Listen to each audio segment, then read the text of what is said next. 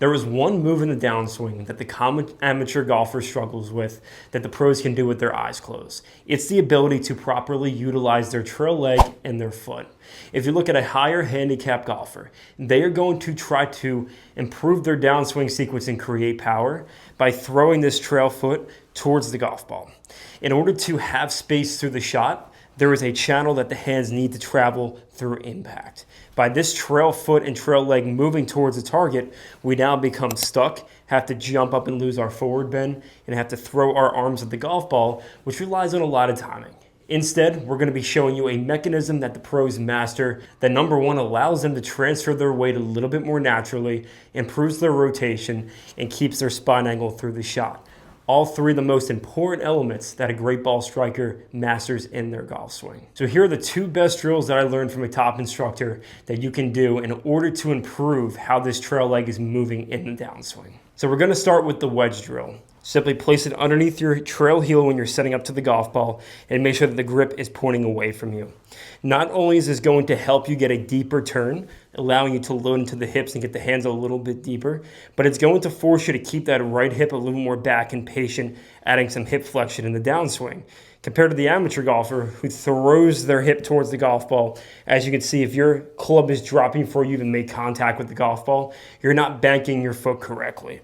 You should really allow that pressure of the foot to move inwards, and then after impact, the club drops, and the trail foot should point towards the target. You can think shoelaces at the target through impact to fully clear your hips at the target. The drill should look like this and should be performed at slower 50% tempo reps. You can see how my trail foot stayed down through the shot, and I kept perfect spine angle as a result of that.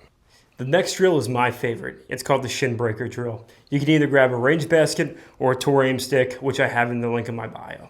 All you're going to do is you're going to place it on the ground, and you're going to give yourself a little bit of spacing between where your right kneecap is and where you're setting up this device right here. Once I get this thing in position, which again is a few inches away from my right kneecap, I want you to imagine a wall.